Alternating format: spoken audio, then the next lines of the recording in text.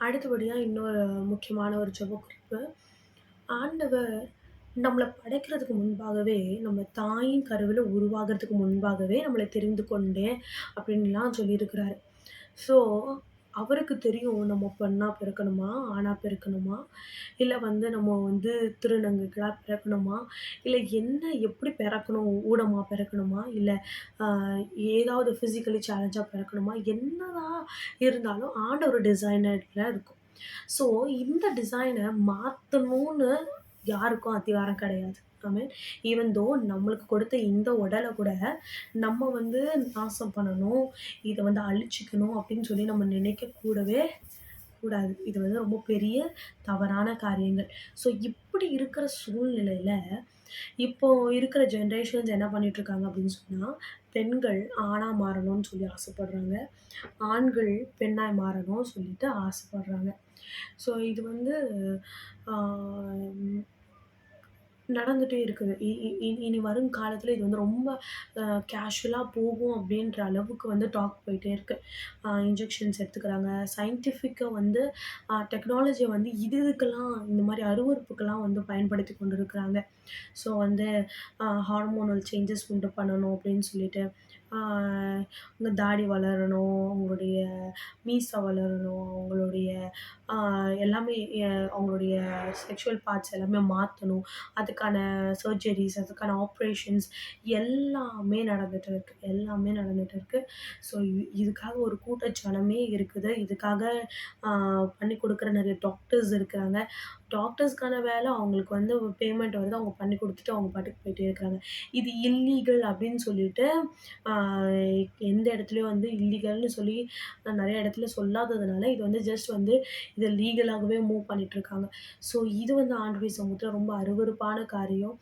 ஆண்டவர் ஒருத்தர படைச்சிருக்காரு அப்படின்னா, அவங்க பொண்ணா பிறக்கணும், அவங்க இப்படி இருக்கணும், இந்த வீட்ல பிறக்கணும், எல்லாத்தையுமே ஆண்டவர் ம் எல்லாமே மார்க் பண்ணி வச்சிருக்காரு. எல்லாமே அவர் அவருடைய திட்டத்தின்படியாய் செய்யணும்னு நெனச்சு, அவர் திட்டத்தின்படியா நம்மள அழகா வனஞ்சு எல்லாம் வேலை செஞ்சுட்டுருக்காரு. ஆனா, பிசாசு என்ன பண்ணுவான், அந்த திட்டத்த தவிடுபடியாக்கணும்னு தான் நெறைய காரியங்கள குடுப்பான். So first ஆசைகள விதைப்பான். ஓ! நீ இப்படி இருந்தன்னா சரிப்பட்டு வரமாட்ட. நீ ஆம்பளையா மாறு. ஸோ நீ ஆம்பளையா மாறிட்டன்னா, உன் சுதந்திரம் உன் கையில. நீ சந்தோஷமா இருக்கலாம். நீ எங்க வேணாலும் போலாம். யாரும் உன்ன கேட்க போறதில்ல. இப்படிப்பட்ட எண்ணங்கள், இப்படிப்பட்ட யோசனைகள பிசாசு கொடுத்து அநேக அருவருப்பான காரியங்கள அவன் செய்ய வைக்கிறான்.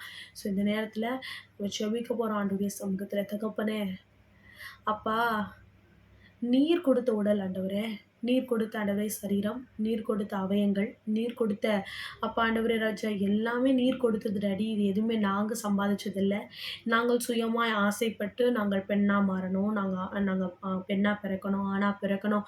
நாங்கள் ஆண்டவரே அப்பா திருநங்கைகளா பிறக்கணும் அப்படின்னு சொல்லி நாங்க விருப்பப்படுகிறது அல்ல ஆண்டவரே. இது நீர் ஆண்டவரே அப்பா நியமித்து நீர் ஆண்டவரே அப்பா ராஜா ஆ நீங்க பிளான் பண்ணி வைத்தது அப்பா. நீங்க தான் ஆண்டவரே எல்லா காரியங்களையும் நேர்த்தியாய் செய்து கொண்டிருக்கிறீங்க. ஆனா, இதையே மாத்தணும்னு சொல்லி நினைக்கிற அநேகர் உண்டு ஆண்டவரே. அப்பா நீர் ஆண்டவரே அப்பா ராஜா, உடம்புல பச்சை குத்துறதே தப்புன்னு சொல்லிட்டு இருக்க, நீங்க ஆண்டவரே அப்பா ஆண்டவரே அவ்ளோ அவ்ளோ அ பரிசுத்தமா, அவ்ளோ ஆண்டவரே அப்பா டெடிகேட்டடா நீங்க பார்க்கணும்னு விரும்புகிறீங்க. ஆனா, அப்படிப்பட்ட சந்ததி, அப்படிப்பட்ட ஜனங்கள் இப்போ அவங்களுடைய ஹார்மோன்ஸையே மாத்தி, அவங்க அவ்ளோ ஆண்டவரே அப்பா அடிக்டடா அநேக ஆண்டவரே கூட்டங்கள் இப்படிப்பட்ட காரியங்கள ஆண்டவரே மாட்டிக்கொண்டிருக்குது. எஸ்பெஷலி ஆண்டவரே கேர்ல்ஸ் இதுக்குள்ள ஆண்டவரே இருக்கிறாங்க. நானு டாம் பாயா ஆயிர்றேன். நான் பாய் ஆயிருந்தா ரொம்ப சந்தோஷமா இருக்கும். நான் நெறைய இடங்களுக்கு போய் சுத்தலாம். நான் நெறைய காரியங்கள செய்யலாம். நெறைய அட்வென்ச்சரஸா நான் நெறைய காரியங்கள செய்யலாம். நான் நான் என்னுடைய சந்தோஷத்தின்படியா நான் இருக்கலாம். இப்படி இருந்துச்சுன்னா, நான் என் சந்தோஷத்தின்படி இருக்க முடியாதுன்னு சொல்லி நெறைய நெறைய காரியங்கள செய்து கொண்டிருக்கிறாங்க. தகப்பனே! அப்படிப்பட்ட பிள்ளைகளை நீங்க மீட்டு எடுங்க டாடி. நீங்க மீட்டு எடுங்கப்பா. இப்படிப்பட்ட அடிமைத்தனத்தின் ஆவியில சிக்குண்டு இருக்கிற பிள்ளைகளை நீங்க மீட்டு எடுங்க.